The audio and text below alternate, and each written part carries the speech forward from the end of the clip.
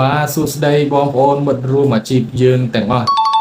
វីដេអូនេះអាចនឹងជាវីដេអូដែលជាការដាស់ស្ទឿនស្មារតីបងប្អូនយើងដែលជាអ្នករត់កង់ 3 app ឬក៏ taxi app នៅក្នុងវិស័យរត់ taxi app និងកង់ 3 app ហ្នឹងណាបងប្អូនហ៊ានតែផ្លិចឬក៏ផ្លាត់ស្នៀតទៅនឹងចំណុចមួយនេះវាអាចមានហានិភ័យទៅដល់ការបិទ account របស់យើងហើយយើងដាច់បាយបងបាទជាធម្មតាអតិថិជនដែលគាត់ឡើងមកជិះកង់3ឬក៏ជិះ taxi របស់យើងគឺយើងអត់ដឹងទេថាគាត់គឺជាមនុស្សបែបណាមែនអត់យើងអត់ដឹងទេថាគាត់ជាមនុស្សកុំរិះគាត់ជាមនុស្សមើងម៉ាត់ឬក៏ម៉ត់ចត់ជាមួយនឹងការវាចាយចំណាយរបស់គាត់គឺជាមនុស្សដៃទូលាយគាត់គឺជាមនុស្សចិត្តល្អគឺយើងអត់ដឹងទាំងអស់បាទគឺយើងអាចដឹងទេហើយវីដេអូនេះដែរគឺខ្ញុំចង់និយាយអំពីរឿងលុយអាប់ចំនួន200នៅក្នុងអាជីពហ្នឹងណាអាជីពជាអ្នករត់ app ណាខ្ញុំចង់ឲ្យបងប្អូនយើងហ្នឹងមានភាពស្មោះត្រង់មួយនោះគឺយើងមិនប្រាប់ឲ្យលើសពីតម្លៃដែលយើងបានឃើញនៅក្នុងទូរស័ព្ទទេហើយចំណុចហ្នឹងគឺជាហានិភ័យហើយក៏ជារឿងដែលខ្ញុំនឹងលេងយកមកនិយាយចឹងបាទឥឡូវខ្ញុំឧទាហរណ៍ថាអតិថិជនម្នាក់គាត់ booking កង់3ជីគាត់ធ្វើដំណើរទៅដល់គោលដៅរបស់គាត់ហ្នឹងអស់ 3800 យើងឃើញនៅក្នុង app របស់យើងអស់ត្រឹមតែ 3800 ទេខ្ញុំចង់ឲ្យបងប្អូនយើងនឹងប្រកាន់ភ្ជាប់ជាមួយនឹងភាពស្មោះត្រង់យើងប្រាប់ទៅគាត់ថាអស់ត្រឹមតែ 3800 ទេអញ្ចឹងនៅពេលដែលគាត់ឲ្យមក 4000 យើងអាចប្រាប់គាត់ទៅវិញថាបងខ្ញុំអត់មានលុយ200អាប់ជូនបងទេបើបងមាន300ឲ្យខ្ញុំមកខ្ញុំអាប់ឲ្យបង500អីចឹងទៅនឹងគឺបង្ហាញពីភាពស្មោះត្រង់ភាពដែលយើងមិនចង់បានអាកតុយ200របស់គាត់នឹងបាទអញ្ចឹងបើបងប្អូនប្រកាន់ភ្ជាប់បានបែបហ្នឹងណាបងប្អូននឹងចាប់អាជីពជាអ្នករត់កង់ 3 app នឹងបានយូរបាទព្រោះថា app ទាំងអស់មិនថា app មួយណាទេគឺគេសង្កត់ខ្លាំងមែនទែនទៅលើការដែលយើង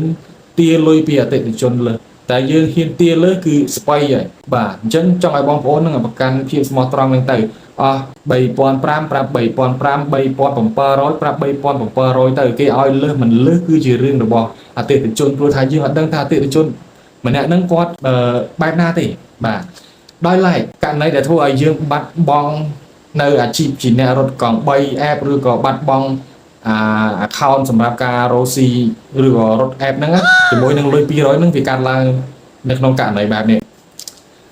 ភ្ញៀវគាត់ជិះកង់3មិនអញ្ចឹងអស់3800បាទនៅពេលដែលគាត់ចុះទៅយើងឃើញហើយ3800នៅលើទូរស័ព្ទរបស់យើងឃើញលើអេក្រង់ហ្នឹងយើងឃើញហើយយើងនេះយើងគិតថាលុយ200ហ្នឹងយើងអត់មានអាប់ទេ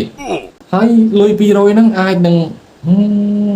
ទារគ្រប់4000ហ្មងណាអញ្ចឹងណាបាទអញ្ចឹងដល់ពេលដែលតេសុនក៏សួរថាបងអស់ប៉ុន្មានយើងប្រាប់គាត់ថាអស់4000តែជាក់ស្ដែងគឺត្រឹមតែ3800យើងនិយាយថា4000ត្រង់ចំណុចដែលបងប្អូននិយាយថា4000ហ្នឹងហើយគឺជាការ